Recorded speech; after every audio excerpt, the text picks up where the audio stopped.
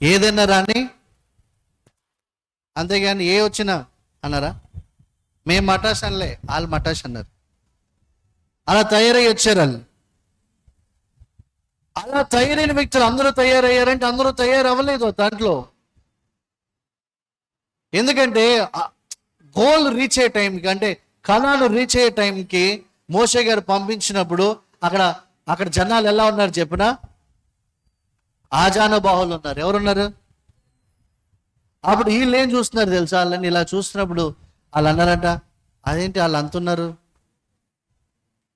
మేము మిడతల్లా ఉన్నాం వాళ్ళ దృష్టికి. మా దృష్టి కూడా మేము వాళ్ళని చూస్తే మిడతల్లాగే ఉన్నాం.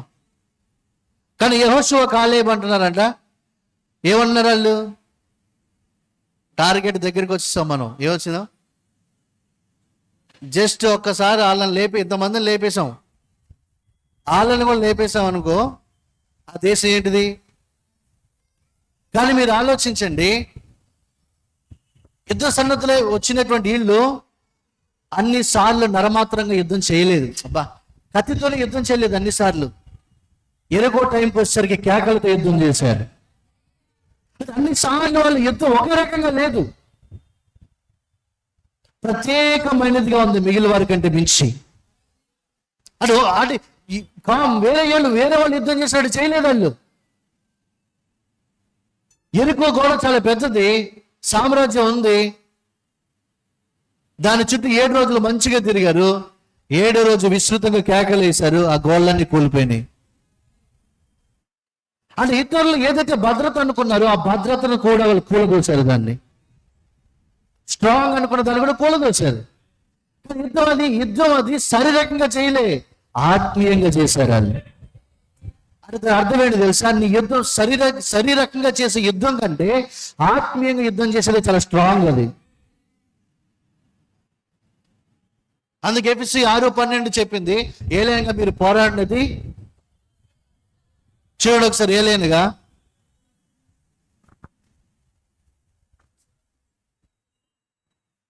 6:12.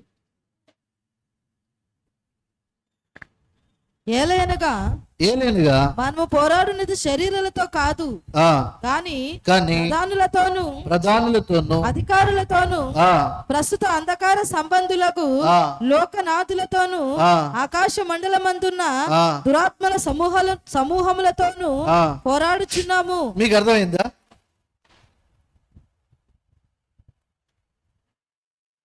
ఆ దినంలో వాళ్ళ దినంలో వాళ్ళు యుద్ధం చేసేందుకు కూడా అన్నిసార్లు ఒకేలా చేయలేదు, డిఫరెంట్గా చేశారు. అంటే దేవుడు చెప్పకనే చెప్తున్నాడు, మీ సామర్థ్యం మీది కాదు, అది నాది అని. ఆమేన్. మిమ్మల్ని నేను ట్రైన్ చేస్తాను, యుద్ధ సన్నద్ధులుగా మారుస్తున్నాను. మీకు విరోధంగా రూపించబడింది ఏది వర్తిల్లదు, కానీ అది మీ సామర్థ్యం కాదు, అది నా సామర్థ్యం. అది మామూలు కేకలేసి అవుతుందండి? అవదు.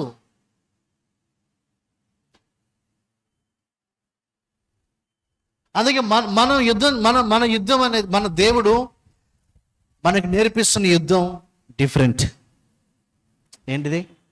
డిఫరెంట్. దేవుడు నాకు ముందే చెప్పారు, నేను సేవకి ఆర్డిన్ అయినప్పుడు చెప్పారు, దర్శనం చూపించి చెప్పారు నాకు. అంటే ఆ దిన్నలు అనుకున్నాను నేను, అంటే కొంచెం లేట్ అవుతుందని, ఇంకోటి ఇలాంటి థాట్స్ ఉండే, కొన్ని విషయాలు ఉండే. అప్పుడు ఒక దర్శనం చూపించి ప్రభు నాతో చెప్పారు. ఆ దర్శనంలో ఉన్నటువంటి ఇముడున్న అంశాలు ఏంటంటే, నేను నిన్ను ప్రత్యేకంగా తయారు చేస్తున్నాను, అది లేట్ కాదు, నువ్వు చాలా ఫాస్ట్గా గమ్యానికి వెళ్తావు, నో లేట్. నేను యూనిక్గా నేను తయారు చేస్తున్నాను ప్రత్యేకంగా. అది దేనికి? ప్రపంచం అంతటికి సరిపోవడానికి. అది కూడా చిన్నదే మనకి. దానికి పైన దేవుడు మనల్ని తీసుకెళ్ళడానికి నేర్పిస్తున్నారు. అంటే మనం ఆయన ఛాంపియన్స్ని ఆయన డిఫరెంట్గా తయారు చేస్తున్నారు. కానీ మనం నేర్చుకోవాల్సింది ఏం చెప్పినా, యుద్ధ సన్నద్ధత. ఏంటి? దేవుడు మనకి ఏం నేర్పిస్తున్నారో దాన్ని నేర్చుకోవటానికి మనం రెడీగా ఉండాలి. ఎవరైతే అది నేర్చుకోవడానికి రెడీగా ఉండరో వాళ్ళ స్వాస్థ్యాన్ని పొందలేరు. ఏం లేరు, పొందరు. వాళ్ళ లైఫ్ ఎక్కడ ముగిసిపోతుంది అంటే, ఎక్కడైతే బత్యం దగ్గర స్టార్ట్ అయిందో ఆ బత్యం దగ్గరే ముగిసిపోతుంది. అంటే ఓ రోజు వెళ్ళాలి, పని చేయాలి, బత్యం తెచ్చుకోవాలి, ఆ బత్యంతో జీవించాలి. ఏదో ఒక 10,000 1,00,000 నిల్వ ఉంటే నిల్వ ఉన్నాయి. ఇదే లైఫ్. ఇది వాళ్ళకి అలవాటు అయిపోయింది. వాళ్ళకి హాలిడే దొరికితే పండగ. ఏం దొరికితే హాలిడే దొరికితే పండగనండి. ఈ రోజు పని లేదు అని ఐగుప్తీయులు అన్నారనుకో, ఆ యజమానులు అన్నారనుకో, వాళ్ళకి పండగ. ఎందుకు? అలసిపోయి ప్రాణాలకు సేద తీరినట్టు అయిపోతుంది వాళ్ళ పరిస్థితి. బట్ అందుకే మనకున్న రెస్ట్ అనేది హాలిడేలో లేదు, మన దైవంలో ఉంది. అసలైన రెస్ట్ అనేది ఫిజికల్గా కాదు, హాలిడేలో లేదు మనకి, మన దైవంలో ఉంది మనకి రెస్ట్. దాన్ని డివైన్ రెస్ట్ అంటాం మనం, దైవికమైనటువంటి రెస్ట్. అందుకే వాళ్ళు భత్యం చేసి వచ్చి మళ్ళీ ప్రార్థన అన్నాం అనుకో, ఈ హాలిడే రోజు కూడా మనం ప్రశాంతంగా ఉండనివరా అనుకుంటారు మనం. ఎందుకంటే భత్యం అలవాటు అయిపోయింది. అంటే ఏ రోజు భత్యం ఆ రోజు పని చేశారో తెచ్చుకునే, లేదో జీతం తెచ్చుకుని తినడం అలవాటు అయిపోయింది. కానీ దేవుడు మనల్ని అలా ఉంచాలనుకోవట్లేదు, మనల్ని యుద్ధ సన్నద్ధులుగా మార్చాలని చూస్తున్నాడు ఆయన. అదే మెయిన్ ఈ లోకంలో అన్నది దేవుడు చెప్పట్లే మనకి. అలాంటి దాని అర్థం ఏం వర్క్ చేయొద్దు. ఇక ఎవరు చెప్పారు వర్క్ చేయొద్దని? అది నీ ఫోకస్ కాదని వాక్య దేవుడు చెప్తున్నాడు. అందుకని మించిన విషయాలు నేను దేవుడు చెప్తున్నాడు. ఒకసారి నువ్వు సైన్యంలో వచ్చి ఒక్కసారి యుద్ధ సన్నద్ధుడిగా నువ్వు మారావంటే, ఆ ట్రైన్ నువ్వు అవుతున్నావు అనుకో, దేవునికి ఇచ్చే సప్లై వేరుగా ఉంటుంది, దేవుని నడిపించే మార్గం వేరుగా ఉంటుంది, దేవుని ట్రైన్ చేసే విషయాలు వేరుగా ఉంటాయి. దానికి రెడీగా ఉండాలి. అందుకని వీళ్ళకి మార్గం సమీపంగా ఉన్నా సరే చుట్టూ ఏం చేయాలా? చుట్టూ అనండి. వాళ్ళకి చుట్టూ అనేది దూరం అయింది. అప్పుడు వాళ్ళకి చుట్టూ అనేది దూరం కాలేదు. ఫిజికల్గా ఆలోచిస్తే చుట్టూ అనేది దూరమే, కానీ శ్రేష్టమైనది ఏంటి చెప్పనా? ఆయన వాళ్ళకి సమీపంగా ఉన్నాడు, అది శ్రేష్టం. కానీ వాళ్ళు చుట్టూ ఉండగా ఫీల్ అవుతున్నారు, మేము మాకు ఇది లేదు, అది లేదు, మాకు అది కావాలి, ఇది కావాలి అంటే వాస్తవమే. నువ్వు శ్రమించి భత్యం వచ్చినప్పుడు నువ్వు అనుభవించింది నిజమైన వేరే టేస్టే, నువ్వు అనుభవించిన నిజమైన టేస్ట్లా ఉంది నీకు, అది కరెక్టే. బట్ ఒక్కసారి నీ యుద్ధ సన్నద్ధతకు వచ్చేసరికి దేవునికి సప్లై చేస్తున్నవి, దేవుడిలో అనుభవిస్తున్నవి అవి వేరే రుచిగా ఉన్నాయి. అందుకే నీ మనస్సు మారి రూపాంతరం చెందితే ఆ రుచి కంటే ఈ రుచి నీకు అద్భుతంగా అనిపిస్తుంది. మీకు అర్థమైతే బాగుంది. బట్ ఆయనకి హాలిడేలో వచ్చినవి, లేకపోతే ఆ భత్యం అయిన తర్వాత ఈవినింగ్ వచ్చి తింటున్నవి, ఆ కూరగాయలు మహోత్సవాలకు బాగా ఆనందంగా ఉన్నాయి. ఆ పొద్దున్నుంచి ఇప్పటి వరకు పనిచేసిన కష్టం, శారీరక శ్రమ అంతా ఎక్కడికి వచ్చింది చెప్పలా? లాస్ట్కి వచ్చి ఒక మంచి ఐటెం భోజన పదార్థం తినగానే వాళ్ళకి ఏమొచ్చింది? సేద తీరింది. కానీ ఆయన ఏం చేశాడు చెప్పనా? అలాంటి లైఫ్ నుంచి బయటికి తీసుకొచ్చి వెంటనే కాలానికి తీసుకెళ్లకుండా చుట్టూ అరణ్యంలోకి తీసుకొచ్చి ఆయనే వీళ్ళకి మన్నా ఇచ్చి వాళ్ళు అంటే ఆత్మీయ రుచిని వాళ్ళకి నేర్పించడానికి, దేవుని యొక్క ప్రసన్నత అనుభవించడం నేర్పించడానికి, శత్రువులతో యుద్ధం చేయడం నేర్పించడానికి, వీరి ద్వారా ఆయన మహిమను ప్రపంచం అంతటికి బయలుపరచడానికి వీళ్ళని ట్రైన్ చేస్తుంటే ఇందులో కొంతమందికి అర్థం కాలేదు. కొంతమంది దాన్ని ఎరగలే. ఈ చుట్టూ ప్రయాణాలు ఏంటి, చుట్టూ విషయాలు ఏంటి, మమ్మల్ని చంపేయడానికి ఇక్కడ తీసుకొచ్చారా? ఆ ట్రైనింగ్ వీళ్ళకి అర్థం కాలే, తర్ఫీదు వీళ్ళకి అర్థం కాల. వాళ్ళకి ఆ భోజన పదార్థాలు రుచిగా అనిపించింది అంటే ఆ భత్యమో ఈ భోజనం ఇదే మంచిగా అనిపించింది. ఇక్కడ భోజనం దేవుడు పెట్టట్లేదంటే దేవుడు ఖచ్చితంగా పెడుతున్నారు. అందుకే నేను మీతో కొన్నిసార్లు అన్నాను, ఉపవాసం మన విందు, స్తుతి మన వినోదం అని. అంటే బయట ఉన్న ఫుడ్ లాంటిది కాదు ఈ ఫుడ్. కానీ ఎవరైతే ఆ భత్యానికి అలవాటు పడ్డారో వాళ్ళకి ఇది అర్థం కాదు. ఏమో కాదు, ఆ భత్యానికి అలవాటు పడ్డానికి ఇది అర్థం కాదు. బట్ ఎవరైతే దేవుని యొక్క తర్ఫీదులో నడవబడడానికి సిద్ధంగా ఉన్నారో, ఆ యుద్ధ సన్నద్ధులుగా మార్చబడడానికి సిద్ధంగా ఉన్నారో వాళ్ళకి అది అర్థమవుతుంది. ఇది వాళ్ళకి మాత్రమే తెలుస్తుంది.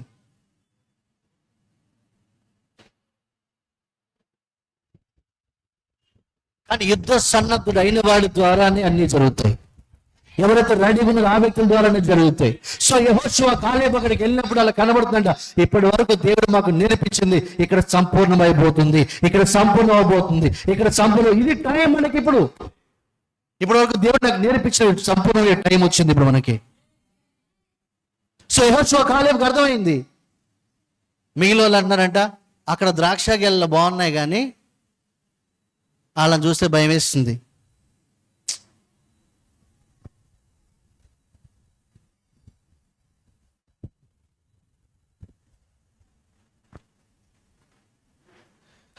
ఏదైనా మీరు దేవుని మహిమను చూడాలంటే ముందు దానికి ఇద్దరు సన్నద్ధులు రెడీగా ఉండాలి. మీరు దేవుని మహిమను మీ జీవితంలో అనుభవించాలంటే. సో వాళ్ళు యుద్ధ సన్నద్ధులు ఐగుప్తు నుంచి ఎర్ర సముద్రం చుట్టూలే అరణ్య మార్గమందు యుద్ధ సన్నద్ధులే బయటకు వచ్చారు.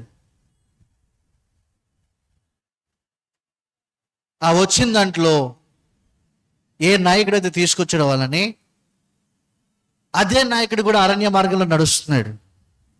అదే నాయకుడు కూడా ఒకప్పుడు ఐగుప్తులో వీళ్ళని వెట్టి చాకరీ చేసి అనుభవించారు. ఆయనైతే సింహాసనం మీద కూర్చొని అనుభవించాడు మోషే గారు. సో ఆ ఫుడ్ ఆయన నాయకుడికి తెలుసు. వీళ్ళకంటే మించుతున్నాడు ఐగుప్తులో శ్రేష్టమైన పదార్థాల నాయకుడు. కానీ అదే నాయకుడు వీళ్ళని ఎర్ర సముద్రం చుట్టూ అరణ్యం చుట్టూ నడిపించడానికి దేవుడు డిసైడ్ చేస్తే ఈ జనాలను పట్టుకుని ప్రయాణం చేస్తున్నాడు. ఈ నాయకుడికి ఎప్పుడు కంప్లైంట్ రాలే, అయ్యో మాకు అక్కడ ఏం లేదు ఇక్కడ ఏం లేదు అని దేవుని దగ్గర. ఈ నాయకుడికి ఎందుకు కంప్లైంట్ లేదు తెలుసా? ఈ నాయకుడు శ్రేష్టమైన దేవుని ప్రసన్నత అనుభవిస్తున్నాడు కాబట్టి. అదే ప్రసన్నత ఈ ప్రజలు కూడా అనుభవించాలని కూడా దేవుడు డిసైడ్ చేశారు. ఆ నాయకుడికి ఏ కంప్లైంట్స్ లేవు. ఐగుప్తులు వీళ్ళకి మించి పంచభక్ష పరమాణాలు తిన్న నాయకుడికి, ఆ నాయకుడికి తెలుసు దేవుడు మనల్ని నడిపిస్తున్నాడంటే ఆయన మనకి సమీపంగా ఉంటున్నాడని అర్థమని. అందుకే మన్నా దగ్గర కంప్లైంట్ లేదు, వాటర్ దగ్గర కంప్లైంట్ లేదు, ఫరో సైన్యం వెంబడించినప్పుడు కంప్లైంట్ లేదు. ప్రతిసారి దేవుని దగ్గరికి ఆయన తీసుకెళ్ళింది ఏంటి చెప్పనా? ఈ ప్రజలు బహు కష్టంగా ఉన్నారు, నువ్వు ఇవ్వాల్సిన తర్ఫీదు నీ తీసుకోవడానికి రెడీగా లేరు ఇల్లు.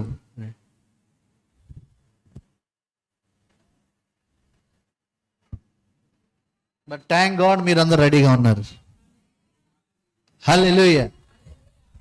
కానీ ఒకటి మనం నేర్చుకోవాలా, ఏనాటి బత్తే మానాటితో తెచ్చుకుని అదే లైఫ్ అని కూడా దాంట్లో బయటికి రావాలా. శాలరీ లైఫ్తోనే అన్నట్టుగానే ఆలోచించొద్దు. దేవునికి ఏం నేర్పిస్తున్నాడు, దేవుడిని ఎలా తర్ఫీదు చేస్తున్నాడు, దేవుని ద్వారా ఏం జరిగించుకోవాలనుకున్నాడు నువ్వు తెలుసుకోవాలా. అది మెయిన్. అందుకే చాలా మంది లైఫ్ అనేది ఒక ఈ బత్యంతోనే స్టార్ట్ అయింది, బత్యంతోనే ముగిసిపోయింది.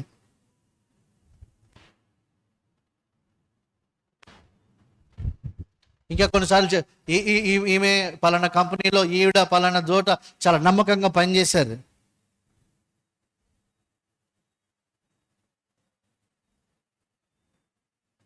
నేనైతే నా యజమానికి నమ్మకమైన వ్యక్తిని. అందరికంటే మించి మన యజమానుడు మన ప్రభు. మీకు జీతం ఇస్తున్నాడు కంటే మించిన యజమానుడు ఎవరు చెప్పినా, మీకోసం రక్షణ ఇవ్వటానికి ప్రాణత్యాగం చేసిన మీ ప్రభు మిమ్మల్ని వెలపెట్టి కొన్నాడు ఆయన. మిగతా మిమ్మల్ని జీతంతో కొంటున్నారేమో, కానీ ఏ వెల చెల్లించలేని, ఎవరు విలువ కట్టలేని ఆయన రక్తంతో మిమ్మల్ని కొన్నాడు మిమ్మల్ని ఆయన. అది అసలైన యజమానుడు ఎవరు? ప్రభువే.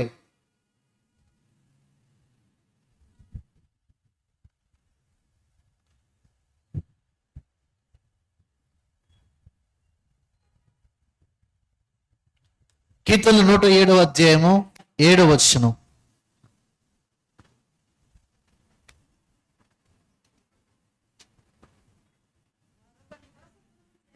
వారొక నివాసపురము చేరున్నట్లు చక్కని త్రోవను. ఇక్కడేమో దావీదు గారు అంటున్నారు, సరే కీర్తనలో ఉంది, వారొక నివాసపురం చేరినట్లు ఆయన వారిని చక్కని త్రోవ ఆయన వారు నడిపించి. ఇక్కడ ఏమో చక్కని త్రోవ అన్నారు, అక్కడేముంది? ఎర్ర సముద్రపు అరణ్య మార్గం. ఎర్ర సముద్రపు అరణ్య మార్గాన్ని నేనేమంటున్నాడు కీర్తనలో? చక్కని త్రోవ. మరి వీళ్ళకి ఎందుకు అర్థం కాలేదు చక్కని త్రోవ? చాలా మంది లైఫ్ అలాగే ఉంది ఇప్పుడు. వాళ్ళు దేవుడు ఎలా ట్రైన్ చేయాలనుకుంటున్నారు, ట్రైనింగ్ వాళ్ళకి అర్థం కావట్లే. అందుకే ఆ మిగతా వాళ్ళని చూస్తున్నారు, ఆ చూసి అనుకుంటున్నారు మాంసం ఉల్లిపాయలు లేదా ఇంకొకటి ఈవినింగ్ సండే వచ్చేసరికి మంచిగా టీవీలు చూస్తూ రెస్ట్లో ఉంటారు. అవి కనబడుతున్నాయి వాళ్ళకి. ఈ ఈ ట్రైన్ అయ్యే మార్గం ఉంది కదా, దేవుడు సప్లై ఉంది కదా, దేవుడు ఇచ్చే డిఫరెంట్ విషయాలు ఉన్నాయి కదా, ఆత్మీయ విషయాలు, దేవదూతలు భుజించే ఆహారాలు భుజించారు కదా, ఇక్కడ ఇస్తున్నటువంటి విషయాలు వేరే విషయాలు ఉన్నాయి కదా, అవి వాళ్ళకి ఇమ్మడట్లేదు. వాళ్ళకి ఏమవట్లేదు, ఇమ్మడట్లా. ఈరోజు చాలా మంది దేవుని బిడ్డలు చెప్పుకునే వ్యక్తుల పరిస్థితి ఇదే. దేవుడు వాళ్ళకి ఏమి ఇస్తున్నాడో అంటే ఆయన ఏ మార్గంలో నడిపిస్తున్నాడో చక్కని మార్గం వాళ్ళకి అర్థం కావట్లేదు. ఆ ట్రైనింగ్ అర్థం కావట్లే. అందుకే సండే మాకు పనులు అవ్వట్లేదు అని ఒకరు, సండే మేము మాకు దొరికేది ఒకరోజు అని ఒకరు. ఇంకా నువ్వు సండేగా ముడిపడి ఉన్నావంటే నువ్వు ఎవరు చెప్పిన బేబీ అంటే ఏంటి తెలుసా? పాలపీక. అంత బేబీ ఇల్లు.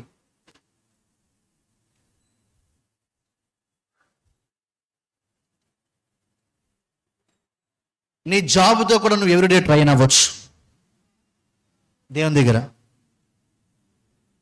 ఎందుకంటే హానోకు కుమార్తెలను కంటూ దేవునితో నడిచిన వాక్యం చెప్పింది. దేవుని ట్రైన్ చేసేది ఏంటి? నివాసపురానికి చక్కని మార్గం అని ఈయన అంటున్నాడు. కానీ అక్కడే ఉంది ఎర్ర సముద్రం చుట్టూ అరణ్యపు మార్గం. అది అరణ్యం కాదు వాళ్ళకి. కానీ చాలా మంది అది అరణ్యం అనే పాటలు కూడా రాశారు. అది అరణ్యం ఎవరికైంది చెప్పనా?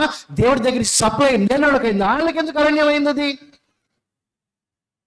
ఎందుకు చెప్పనా? అది అరణ్యంలో నీళ్ళు వచ్చాయి, అది అరణ్యంలో ఆహారం వచ్చింది. అది అరణ్యం ఎందుకు అయింది? అది రాలేదు అలాగే. కానీ చాలా మంది ఈరోజు కూడా మిగతా వాళ్ళు పాడినట్టు అది అరణ్యము మార్గం ప్రభు మమ్మల్ని కూడా అరణ్యంలో నడిపిస్తాయి.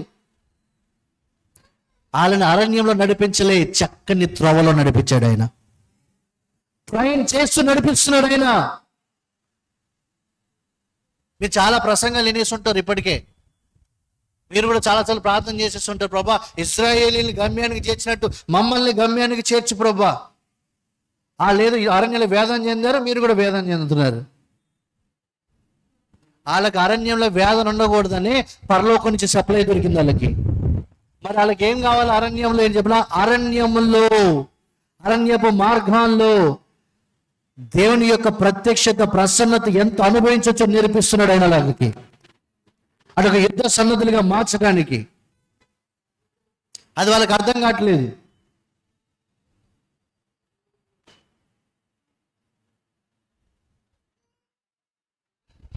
ఈరోజు చాలా మంది క్రైస్తవులకు అర్థం కావట్లేదు అది. సో పత్యం మాంసం, పత్యం మాంసం. మీకు కూడా మాంసం చూపిస్తా, ఇప్పుడు కొంచెం ముందుకు వెళ్ళంగానే చూపిస్తా మాంసం, బత్యం మాంసం. అపోస్తలుడైన పౌలు గారు అందుకే అన్నాడు, వీళ్ళకి పాలు కాదు మాంసం పెట్టాలనుకుంటున్నాను. ఏం పెట్టాలని? మీకైతే ఎవ్రీ వీక్ మాంసమే పెడుతున్నాం. మరి మీరు ఏం తింటున్నా నాకు అర్థం కావట్లేదు. ఎస్ మీరు తింటున్నారు నాకు తెలుసు. హల్లెలూయా. ఏ మసాలాలు తక్కువ అవ్వవు మన దగ్గర. ఎవరు పెట్టలేరు మన వెంట. మన వంట ఎవరు పెట్టలేరు. అంత ఈజీ కాదు పెట్టడం.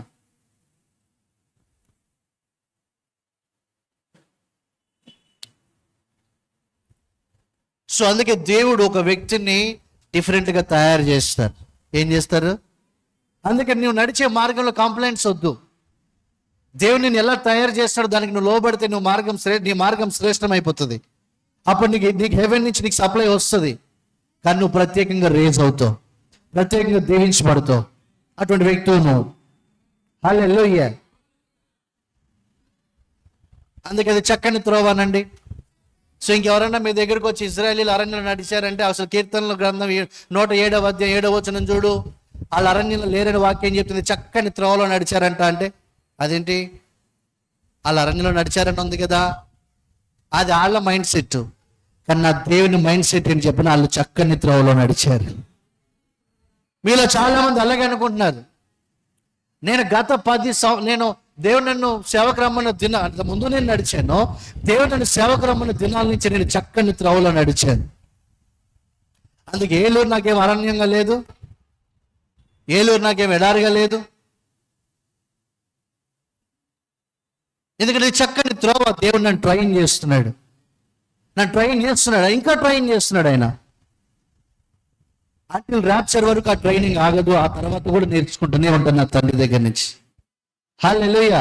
ఎందుకంటే నా తండ్రి ఏం ఇన్స్ట్రక్షన్ ఇస్తారు అదే చేస్తాను నేను. మనకి చక్కని త్రోవ ఉంది మన లైఫ్, కానీ నీ త్రోవను మార్చుకోకు. ఏం చేయకూడదు? త్రోవను మార్చుకున్నారు కొంతమంది వాళ్ళు. ఆ త్రోవను మార్చుకోవడం వల్లే క్యాలెండర్ లేదు వాళ్ళకి. ఏం లేదు? క్యాలెండర్ లేదంటే న్యూ ఇయర్ లేదని అర్థం. ఏం లేదు? మీకు అర్థమైతే బాగుంది నేను చెప్తుంది. న్యూ ఇయర్ అంటే సంవత్సరానికి ఒకసారి వచ్చి అప్పుడు తీసుకునే తీర్మానాలు కాదు న్యూ ఇయర్ అంటే. ఎందుకంటే వాక్యం చెప్తుంది ఆయన ప్రతి దినాన్ని నూతన పరుస్తున్నాడని. Every day is refresh day. Every day కొత్త డే మనకి. ప్రతిరోజు కొత్త రోజు. ఏంటి? ప్రతిరోజు ఏ రోజు? కొత్త రోజు. అందుకే ప్రతిరోజు ఆనందించవచ్చు. కానీ చాలా మంది కొత్త సంవత్సరం వచ్చిన రోజు ఎక్కువ ఆనందిస్తారు. ఏంటి? కొత్త సంవత్సరం వచ్చిన రోజే ఈరోజు ఏమి new year new year new year new year అంటుంటారు.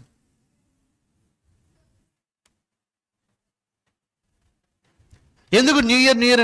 రేపు ఈరోజు లేచి న్యూ డే అనొచ్చుగా, కొత్త రోజు అనొచ్చుగా. ఏ రోజు? ఆడ కొత్త రోజు అంటే వాళ్ళ ఆదివారమే. ఎందుకు? భర్తానికి సెలవు, మంచి లెగ్ పీసు, టీవీ, దిండు. ఆదివారమే కొత్త రోజు వాళ్ళకి.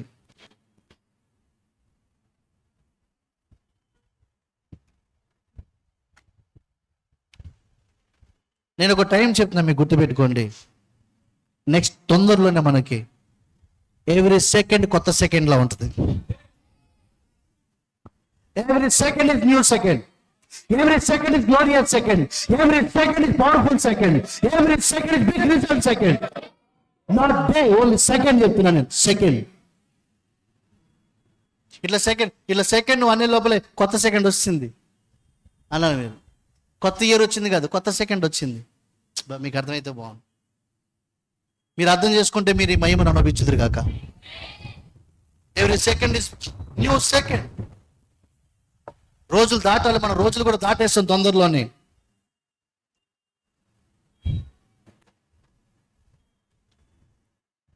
అందుకే చక్కని త్రోవను ఆయన వారిని ఏం చేశాడు ఆయన? అందుకే కంప్లైంట్స్ చెప్పొద్దు. నీ మైండ్ సెట్ మార్చుకో.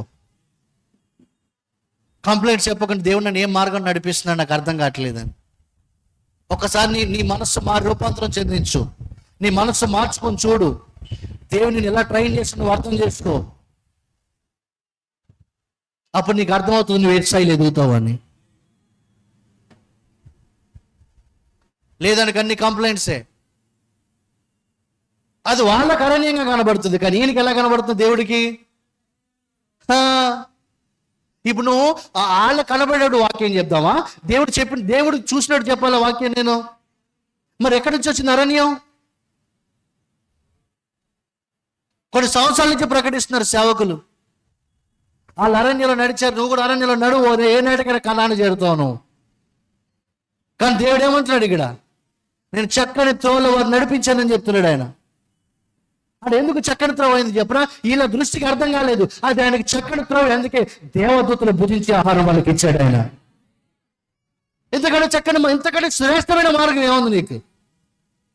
ఇక్కడ నువ్వు ఆత్మీయ విషయాలు అనుభవిస్తున్నావు, నువ్వు ఎదుగుతున్నావు, ఫలిస్తున్నావు, దేవుడికి దగ్గరగా చేరుతున్నావు, దేవుడి ప్రసన్నత అనుభవిస్తున్నావు. ఇది చక్కని మార్గం నీకు అర్థం కావట్లేదు.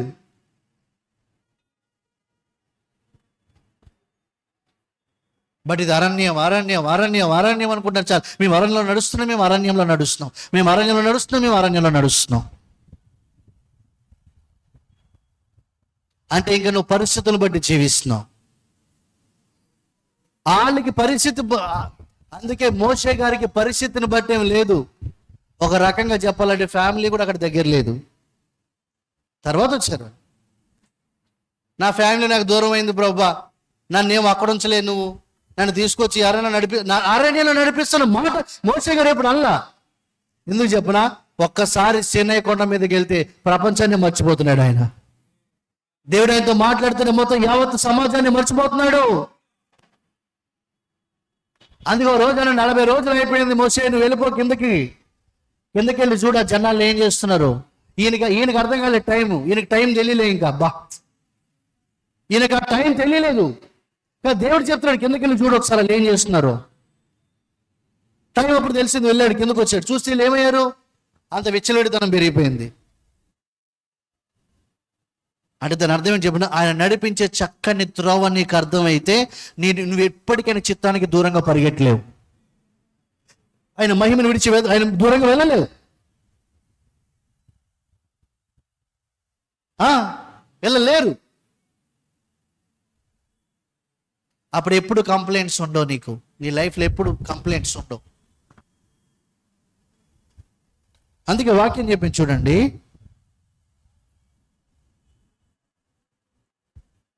కొలసి 1వ అధ్యాయము 9వ వచనం. అందుచేత ఈ సంగతి వినిన నాట నుండి మేమును మీ నిమిత్తము ప్రార్థన చేయటం, హల్లెలూయా, మీ నిమిత్తం ప్రార్థన చేయటం మానక మీరు సంపూర్ణ జ్ఞానము ఆత్మ సంబంధమైన వివేకము కలవారు. ఏ సంబంధమైన వివేకం? ఆత్మ సంబంధం. ఏమండి అర్థం చేసుకోవడం ఇంపార్టెంట్. ఇప్పుడు సంపూర్ణ జ్ఞానము ఆత్మ సంబంధమైన వివేకం ఉండండి. ఏ సంబంధమైన? ఆత్మ సంబంధం. ఏ సంబంధమైన? నీకు ఆత్మానుసారమైన మనస్సు ఉందనుకోండి మీకు, ఇప్పుడు మీరు ఏ సంబంధులు? ఆత్మానుసారమైన సంబంధులు, ఆత్మ సంబంధులు. సో ఆత్మ సంబంధమైన వివేకం. ఆత్మ సంబంధమైన వివేకం అంటే ఏంటి చెప్పనా, నువ్వు కనిపించే మోషే గారు ధర్మశాస్త్రంలోనే ఆత్మ సంబంధమైన వ్యక్తిగా ఉన్నాడు. సో ఆ మార్గం ఎప్పుడైనా అరణ్యం కనిపించలా. ఇప్పటికే ప్రభుకు మహిమ పరిశుద్ధాత్మ మనలో ఉన్నారు. ఇప్పుడు మనం వివేచించాల్సింది, మనం అర్థం చేసుకోవాల్సిన విషయాలు ఆత్మ సంబంధంగా. దానికి కావాల్సింది సంపూర్ణ జ్ఞానము, ఆత్మ సంబంధమైన వివేకం. అప్పుడు శారీరకంగా ఉన్న మార్గాన్ని మీరు ఎప్పుడు విడిచిపెట్టేశారు. ఏం చేశారు? శారీరకంగా ఉన్న బత్తెపు మార్గం అన్నానే, ఆ బత్తెపు మార్గము అన్ని ఆ మార్గం అంటే మైండ్ సెట్ అనండి. ఆ బత్తెపు మార్గం అనే మైండ్ సెట్ నుంచి బయటకు వచ్చారు. ఎప్పుడైతే బయటకు వచ్చారో ఆశ్చర్యకరంగా దేవుడి కార్యాలు, అంటే మీకు వచ్చే శాలరీ కంటే మించి మీ మెయింటెనెన్స్ పెరిగిపోతూ ఉంటుంది, మీకు సప్లై పెరిగిపోతూ ఉంటుంది. దేవుడు మీరు పైకి మీరు అంటుంటారు ఇదేంటండి ఎంత వస్తుంది మాకు, దేవుడు ఎలా ఇస్తున్నా మాకు అర్థం కావట్లేదు. అది మీరు సాక్ష్యం చెప్పగలుగుతారు, అప్పుడు మీరు నడిపించగలుగుతారు, ఆ విధంగా నడిపించబడగలుగుతారు ఆ విధంగా. అది కొంతమంది చూడండి, ఒక 10,000లోనే మంచిగా భక్తి చేస్తారు కుటుంబం. ఒక 10,000 వస్తే ఇక మిగులు చూపిస్తారు వాళ్ళు. ఇక కొంతమంది చూడండి, తల్లి పిల్లలు అందరూ కష్టపడతారు, నెలకు 30,000-40,000 వచ్చి నాకు డబ్బులు ఉండవు, మళ్ళీ లాస్ట్కి వచ్చాక మళ్ళీ అప్పంటుంటారు. అంత అప్పే కనపడుతుంది. నిజం. మళ్ళీ అంటే మాకు అప్పే ఉందండి, అప్పే ఏం అప్పంటే అప్పే.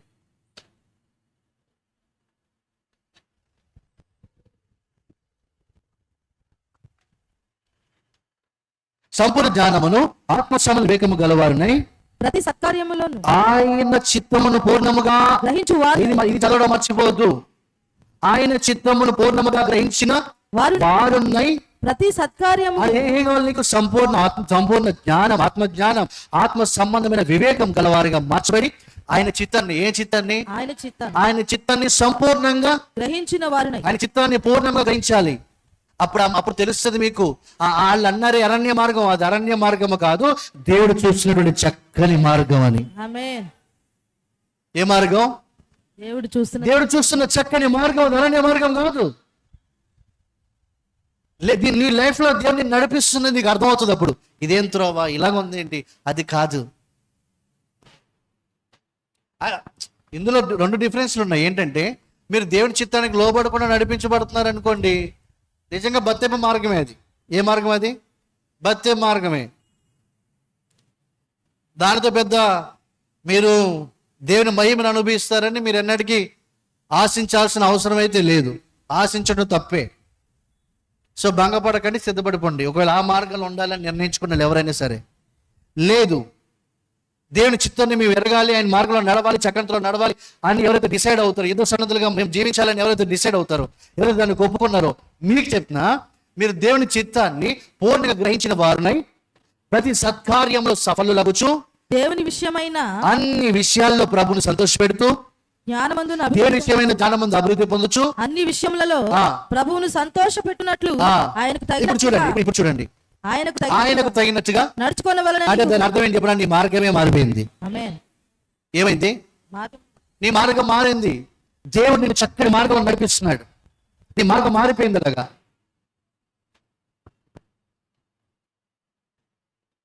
సో నో బత్తెపు మార్గం. అంత యుద్ధం అనండి,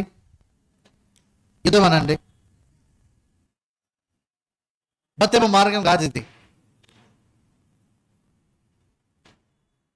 సంపూర్ణ జ్ఞానం, ఆత్మ సంబంధమైన వివేకం, దేవుని విషయమైన జ్ఞానం ముందు అభివృద్ధి పొందుతూ దేవుని చిత్తాన్ని సంపూర్ణంగా గ్రహించుతూ ప్రతి సత్కార్యంలో సఫలమవుతూ.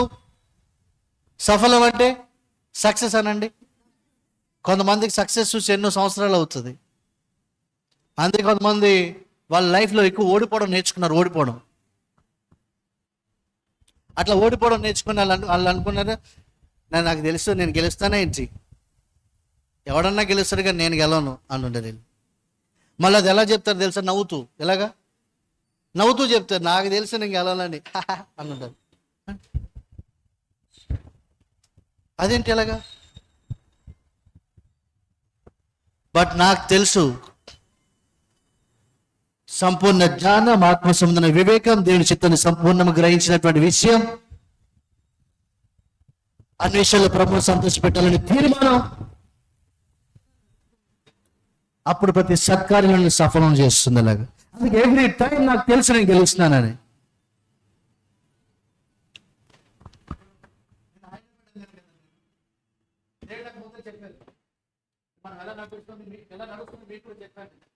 సో హైదరాబాద్ వెళ్ళాం కదా, వీళ్ళు ఎంతమంది స్టేడియం చెప్పారు, ఎంతమంది అనుకుంటున్నారు స్టేడియం విధవారాలు ఉంటారు.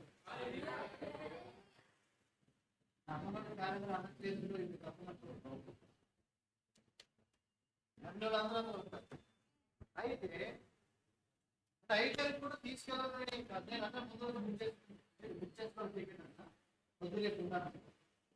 పొద్దున తీసుకెళ్ళి స్టేడియం ఆయన మెయిన్ మీకు తెలుసు తెలియదు, ఒక డైరెక్ట్ అంటే రోజుకి 5 లక్షలు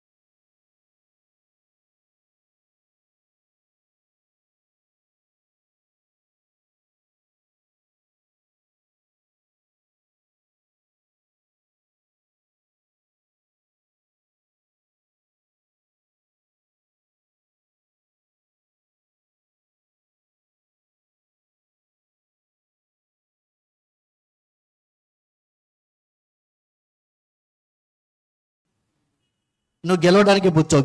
నువ్వు గెలుపులో పుట్టావు. నువ్వు గెలుపులో పుట్టావు. నువ్వు గెలుపులోనే పుట్టావు. నువ్వు పుట్టింది గెలుపులోనే. ఓడిపోవడం నీకు అలవాటు అవుతున్నటువంటి వ్యక్తి ఎన్నటికీ ఓడిపోడు అసలు. ఎందుకంటే ఇది చక్కని త్రోవ. ఏం త్రోవ ఇది? చక్కని త్రోవ ఈ త్రోవ. ఎందుకంటే బెస్ట్ మార్గం ఎక్కడ లేదు. ఎందుకంటే బెస్ట్ త్రోవ ఎక్కడ లేదు. అది నీకు ఏ జాబ్లో రాదు. ఎందుకంటే మీరు బయట పోయి మాటలు చూడండి. మీరు అనుకుంటారు, మీరు ఒకవేళ ఒక చోట చిన్న జాబ్ చేస్తున్నారు, ఒక పెద్ద జాబ్ అవుతుంది చూసి అనుకుంటారు ఎంత బాగా పోతున్నాడు. ఒకసారి ఇంటికి చూడు, తెలుస్తుంది ఎంత బాగా పోతున్నాడు.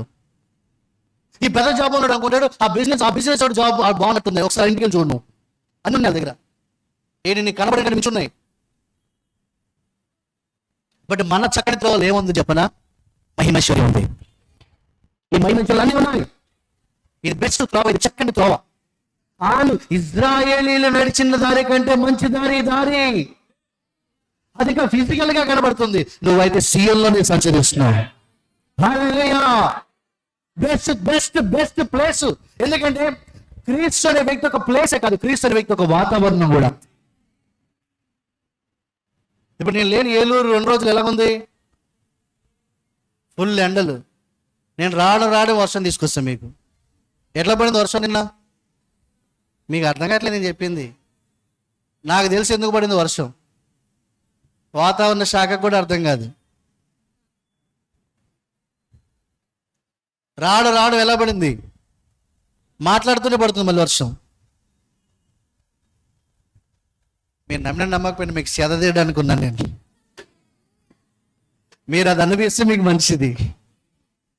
సో 2 days బాగా ఎండలు, మళ్ళీ అడుగు పెట్టలేదు. ఫుల్ క్లౌడ్స్, ఫుల్ మబ్బులు, ఫుల్ వర్షం. అంటే వాతావరణంతో నేను ముడిపడలేదు, నేనే వాతావరణానికి ముడిపడి ఉన్నాను. మీకు అర్థమైతే బాగుందని చెప్పింది. సో క్రైస్ట్ ఒక ప్లేస్, క్రైస్ట్ ఒక వాతావరణం. నువ్వు నడుస్తున్న మార్గం, నువ్వు నడిపించబడుతున్న మార్గం గొప్పది. బత్తెపు మైండ్ సెట్ వద్దు. ఆ బత్తెం మైండ్ సెట్లో బతకొద్దు. ఆ బత్తెలాగా ఆలోచించదు. ఆ బత్తెం మార్గం వద్దు. అప్పుడు నువ్వు ఆ బత్తెపు మార్గంలో ఉన్నావా? యుద్ధ సన్నద్ధులుగా నువ్వు లేనటువంటి వ్యక్తి ఉన్నావా? నీ మార్గం ఎన్నటికీ నీకు విజయాన్ని ఇవ్వదు. నీకు ఆ మార్గానికి ఈ మార్గానికి తేడా ఏంటి చెప్పనా? ఆ మార్గంలో ఎప్పుడో ఒకసారి గెలుస్తామేమో. అంటే గెలిచే వరకు వెయిట్ చేయాలి. ఈ మార్గంలో ప్రతిరోజు గెలవచ్చు. ఎవరి డే గెలవచ్చు ఈ మార్గం. చూడండి,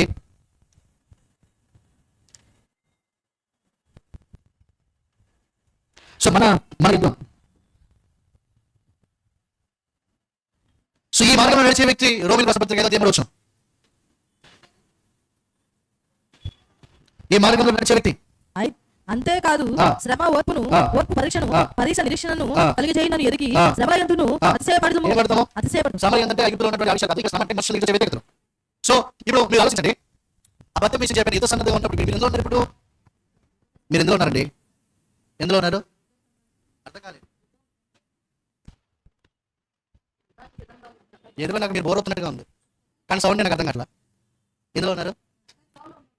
చక్కని త్రోవలో ఉన్నారు. శాంతి గారు కరెక్ట్ అండి. యుద్ధ సన్నద్ధులుగా ఉన్నారా లేదా అని?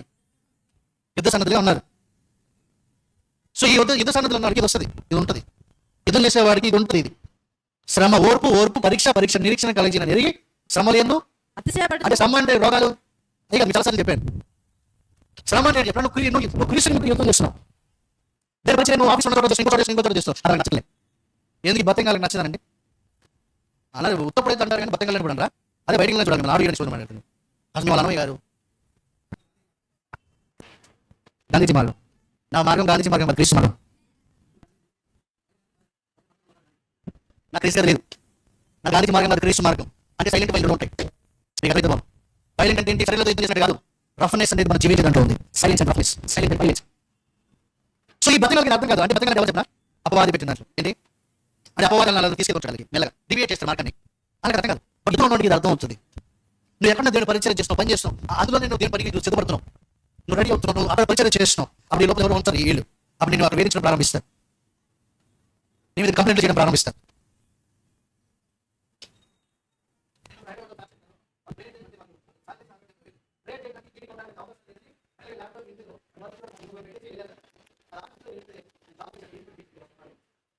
మీరు అర్థం చేసుకోండి. మీరు డోంట్ కేర్ అన్నారు. చెప్పనా? ఈ రోజు పనిపోతే అయ్యగారు ఈ రోజే ప్రార్థన పెట్టాడు, ఈ రోజు పనిపోతే రేపు ఏంటి మా పరిస్థితి? కొంతమందికి ఒక 3 రోజులు ఆఫీస్ లీవ్ పెట్టి పోస్ట్ ప్రార్థన చేసుకోవచ్చు కంట. 3 రోజులు లీవ్ పెట్టకపోతే తెలుసా? అవునా? 3 రోజులు లీవ్ పెట్టి ప్రే చేయడానికి ఎంత వస్తుంది? ఏంది? ఎఫ్ఎస్సీ 3:8 ఉంటుంది, మనుషులు విలువ కట్టలేని సంపద మనకు ఉందని. ఎఫ్ఎస్సీ 3:8 చూడండి. మీరు విశ్వాసం ద్వారా ఎఫ్ఎస్సీ 3:8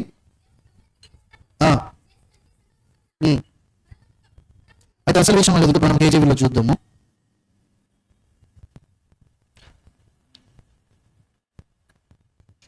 ఇంగ్లీష్లో చూడమని కేజీలో.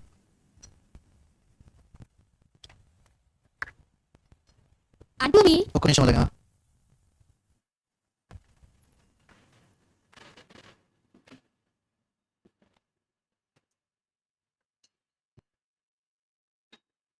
అదే స్పీకింగ్ 2 నిమిషాలు తీసుకుని ప్రే చేయాలి.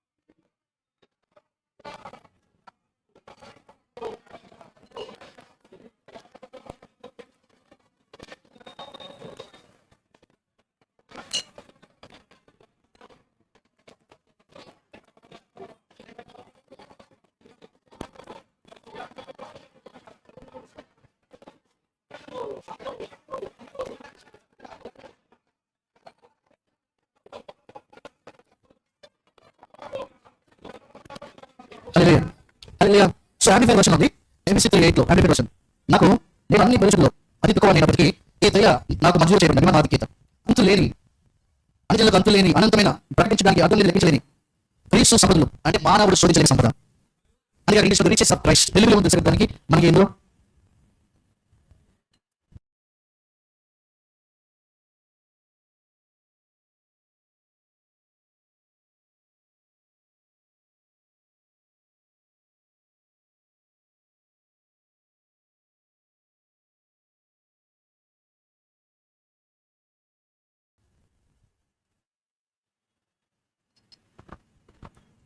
అందుకే వాళ్ళకి వాళ్ళు ఆనందించాలంటే ఏం రావాలని చెప్పే, వాళ్ళు ఆనందించాలంటే ఏం రావాలా? ఏం రావాలండి? హాలిడే ఏంటి? హాలిడే అసలు ఎగురుతారు చూడండి. ఈ లోపల ఏదో ఫోన్ వస్తే చాలు మళ్ళీ కూర్చుంటారు సభలో. అలాంటి బతికిన లైఫ్ కాదు మనది. మనం యుద్ధం చేసే సైన్యం. మనం ఏం చేసాం? డేవిడ్ పాల్కి అలాగే డేవిడ్ పాల్ ఇచ్చిన సైన్యానికి కన్సిస్టెన్సీకి యుద్ధం చేసే కెపాసిటీ ఉంది, అంటే నిరంతరం యుద్ధం చేసే సామర్థ్యం ఉంది. హల్లెలూయా, హల్లెలూయా. ఈ సైన్యం విస్తృతం అవబోతుంది, ఇంకా విస్తృతం. సో సైన్యం అనేది చాలా ఇంపార్టెంట్, యుద్ధం అనేది చాలా ఇంపార్టెంట్. బతుకు కోసం యుద్ధం అనేసి అనుకోండి ఏమొస్తుంది? మాంసం వస్తుందండి. నిజమే, మాంసం వస్తుంది. బతుకు కోసం యుద్ధం అనేస్తే ఏమొస్తుంది? కానీ ఆ మాంసం వాళ్ళ పనులు ఇరుక్కుంది. బట్ బతుకులో అక్కడ యుద్ధంలో ఉన్నప్పుడు మాంసం ఉంది. ఏముంది? ఆ మాంసం వేరు, ఈ మాంసం వేరు. ఏ వేరు? ఆ మాంసం వేరు, ఈ మాంసం వేరు. అందుకే అసలు పౌలు గారు నేను మాంసం మీకు పెట్టాలనుకుంటున్నాను, కానీ మీరు క్రిస్టియన్ పసిపెట్టలే అన్నాడు చూడ. సో ఆ ఫుడ్ వేరు, ఈ ఫుడ్ వేరు. వాళ్ళకి అర్థం కాలే. ఎందుకు చెప్పినా మాకేమో అన్ని అని తెలుసు, వీడికి వచ్చేసరికి ఏమో వేరే పెడుతున్నాడు ఈయన. అందుకే మాకు అరణ్యంగా ఉంది, అరణ్యంగా ఉంది, అరణ్యంగా ఉంది, అరణ్యంగా ఉంది. ఆ అరణ్యం ఉంటాడు. దేవుడు అంటాడు, అయ్యా అది చక్కని త్రోవ, ఇది చక్కని త్రోవ, అరణ్యం కాదు. ఇక్కడ మనలో చాలా మంది ఇప్పుడు అలాగే, ఇదేమో మహిమ గల మార్గం. ఏ మార్గం? కానీ వీళ్ళు అనుకునేది ఏంటి? ఏ మార్గం? అరణ్య మార్గం, బత్తెపు మార్గం. నేను మునుపు కూడా అరణ్య మార్గం గురించి టీచ్ చేసి బట్ ఈ డైమెన్షన్ పోతున్నాను. ఈ డైమెన్షన్ చేస్తారు. ఈ డైమెన్షన్ చేస్తారు. డైమెన్షన్స్ ఉన్నాయి. ఈ డైమెన్షన్ మీకు అర్థమైతే డైమెన్షన్ దాని కింద రాదు. అదే డైమెన్షన్ మీరు నడుస్తారు. ఒక్కసారి మీ డైమెన్షన్ మారిన తర్వాత మీరు ఎవరు ఎదుర్చలేదు. మీకు అర్థమైతే బాగుంది. ఇప్పుడు చిన్న అప్పుడు నీకు నేను పైన నా డైమెన్షన్ వేరే, ఇదో నడుస్తుందా? నడుస్తుందా? ఇదో ఎట్లా నడుస్తుంది? అది బండి నడవదండి, ఆ బండి నడవదండి. హల్లెలూయా. సో ఈ శ్రమ వచ్చిన యుద్ధం గల శ్రమ వచ్చినా సరే మీ టాకింగ్ మారకూడదు. ఏమవకూడదు? టాకింగ్ అన్నాను మీ మాట్లాడి మారకూడదు. మారకూడదు. యుద్ధంలో చోట ఆగే వరకు నీ మాటలు మారిపోతాయి, అంతని మాటలు మారిపోతూ ఉంటాయి. మళ్ళీ చెప్తున్నా,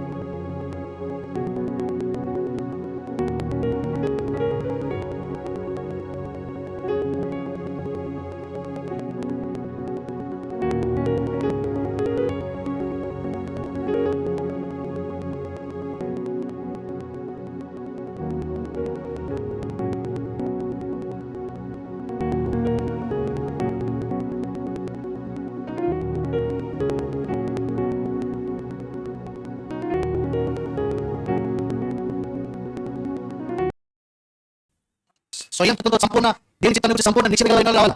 అది వాళ్ళకి రావాలి. అది ఎంతమంది ఎవరాలంటే నేను కాదు ఎఫ్రా చూస్తాను. ఎఫ్రా అంటే తెలుసా? నిరంతరంగా దేవుడు ప్రార్థనలో పోరాడి ఎఫ్రా. ఎంతమంది ఎవరాలు అవుతారు మీరు? అప్పుడు రాష్ట్రానికి బండి మరి ఈ టైంలో ఆ టైంలో ఈ టైంలో ఎఫ్రా ఏమో సమానం అట్లా ఎవరు కాదు ప్రభు చేసినామంలో. సో అందుకే లోక పదార్థాలు చెప్పిన కొంతమంది స్థిరంగా నడిపించలేదు. లోక పదార్థం పదవచ్చు 17 లోక పదార్థం 10 నుంచి 10 మిక్కిలి కొంచెంలో మిగిలిన కొంచెంలో నమ్మకం ఉన్నవాడు ఎక్కువలోను, నమ్మకం ఉండును. మిక్కిలి కొంచెంలో అన్యాయం ఉన్నవాడు ఎక్కువలోను, అన్యాయం ఉన్నవాడు దేవునికి అన్ని ఇచ్చాడు. ఫస్ట్ నీకు యుద్ధం చేయడానికి ఫస్ట్ కొంచెం ఇస్తాడు. దేవిస్తాడు ఎదుకోనండి. ఏంటిది మీకు తెలుసా? విషయం చెప్తాను తప్పకుండా.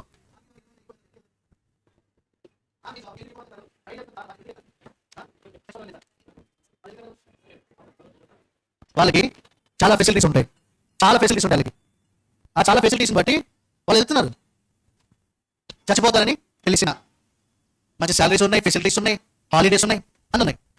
అని శాలరీ యుద్ధం చేసి అంత తెగిస్తే ఫెసిలిటీస్ కోసం అసలు మరణమే లేదు. మరణ చేయాలి. మన బెనిఫిట్స్ లేవా? అలాగే మించి ఉన్నాయి. నీకు శాలరీస్ రివార్డ్స్ వస్తాయి, గిఫ్ట్స్ వస్తాయి. నీకు నీ లెవెల్ మారిపోతుంది. సో నీకు కొంచెం ఇచ్చాడు ఫస్ట్. చిన్నగా ఏంటి ఇంత కొంచెం ఇచ్చాడు, చిన్నగా ఇచ్చాడండి. అప్పుడు ఏం చేయాలి దాన్ని? 100 మంది అంటారు నాకు అలా కాదు, అయ్యారు లాగా జనాలు ఇచ్చి మైకిస్తే చేస్తాను నమ్మకంగా. నీకు తెలుసో తెలియదు, ఎప్పుడు రాదు నీకు అది. ఏం రాదు ఎందుకు నీకు కనబడుతున్నాయి గారు. ఒకప్పుడు 2 మంది ఉందో ఆ ఉంటాయి కదా దస్ట్ దాని కుర్చీలు తచ్చి కూర్చాడు, అడిగాడు కుర్చీలు వేసుకుని మోసాడు, అన్ని చేశాడు ఈ అయ్యగారు. అంటే నా యుద్ధం అక్కడ స్టార్ట్ అయింది. ఎక్కడ? అక్కడ పైన అయ్యింది. అయితే అసలైన యుద్ధంలో ఒక విషయం ఏంటి చెప్పనా? నీ ప్రార్థన. అవన్నీ చేస్తూ ప్రార్థన కూడా చేశాడు.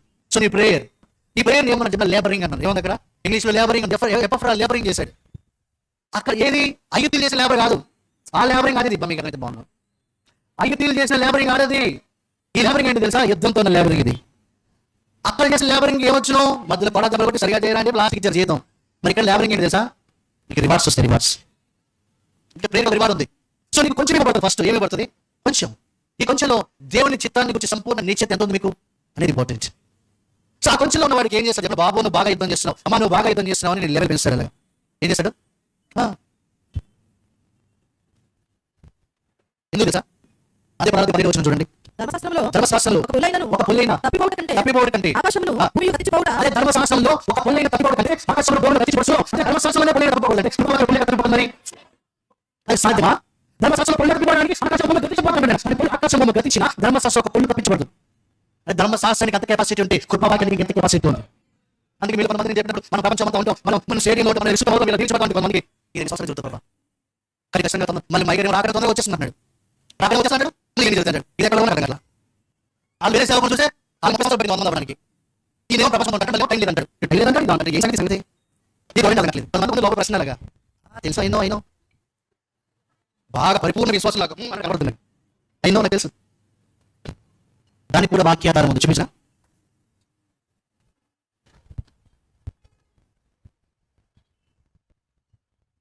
యెషయా 48 వచ్చిన కేజీబీలో చూడాలి, ఇంగ్లీష్లో కేజేబీలో చూడాలి. కేజేబీ అది తెలుగులో నీకు వాక్యం పెట్టాను. అసలు ఇంగ్లీష్లో తెలుగు 2 చదువు ఫస్ట్. ఓకే చదమ్మా. చూడాలి, మీరు చూడాలి. లేచి నిలబడండి. ఈ వారం బాగా అలవాటైపోయినట్టు అయ్యగా మర్చిపోయిన లేస్తున్నారా? అయ్యగా మర్చిపోయాడని బాగా ఎంజాయ్ చేస్తున్నారు. హల్లెలూయా. గట్టిగా స్తోత్రం చెప్పండి. హల్లెలూయా. Who hath heard such a thing? Who hath seen such a thing? Shall the earth be made to bring forth in one day? Shall a nation be born at once? For as soon as day and travel, she brought forth for తెలుగులో చదువుమా. అట్టి సంగతి ఎవరు వినిరి? అట్టి సంగతి ఎవరు చూచిరి? భూమి ఒక దినమునే జన్మించునా? భూమి ఒక దినమునే జన్మించినా? లేక ఒక జనము ఒకేసారి జన్మించునా? ఒక జనం ఒకేసారి జన్మించినా? సియోను ప్రసవేదన పడగానే ఆమె పిల్లలను ఏం చేసింది? అయ్యగారు టైం లేదంటాడు, ప్రపంచంలో ఉంటా ఉంటాడు.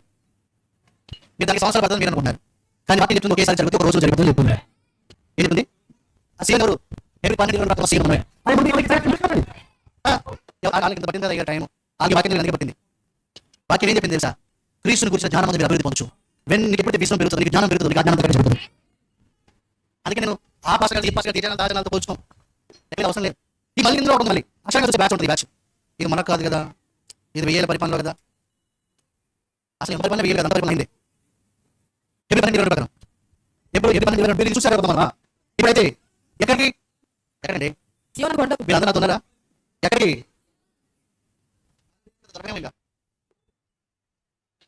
శ్రీరంగ పండుగ కనట్లేదు. తాడేపల్లి గూడానికి, లేక బలానికి, ఇప్పుడైతే విజయవాడకి అయ్యి పడుతున్నాయి. నాకు మీ లోపల ఏమైంది? సో అది కాదు. ఇప్పుడైతే సియోను కొండకు సీయోను అనే కొండకి జీవము గల దేవుని పట్టణమునకు జీవము గల దేవుని పట్టణానికి అనగా అనగా చదవమ్మా. పరలోకపు పరలోకపు యెరూషలేమునకు యెరూషలేమునకు వేవేల కొలది వేవేల కొలది దేవదూతల ఎద్దుకును దేవదూతల ఎద్దుకు పరలోకమందు రాయబడి ఉన్న పరలోకమందు రాయబడిన జ్యేష్ఠుల సంఘమునకును జ్యేష్ఠుల సంఘమునకు వారి వారి మహోత్సవమునకు మహోత్సవానికి అందరి అందరి న్యాయాధిపతి అయిన దేవుని యొద్దకును దేవుని యొద్దకు సంపూర్ణ శక్తి పొందిన సంపూర్ణ శక్తి పొందిన నీతిమంతుల నీతిమంతుల ఆత్మల యొద్దకు కొత్త నిబంధనకు కొత్త మధ్య నిబంధనకు మధ్యవర్తి అయిన నా ప్రభువునందుకు వేవేల కొలది మరి స్వేచ్ఛామూలములకు ప్రోత్సాహకాలకు మీరు వచ్చినారు. మీరు వచ్చిన చేయడం కొరకు మీరు వచ్చినారు. ఆ చేయడం ప్రసవ కేంద్రం పల్లె ప్రసవమైన పల్లె అది ఒక రోజులో జరిగిపోతుంది. ఒక రోజులో పని జరిగేస్తుంది. ఒక రోజులో దేశంలో అవుతుంది. ఒక రోజులో జరిగిపోతుంది.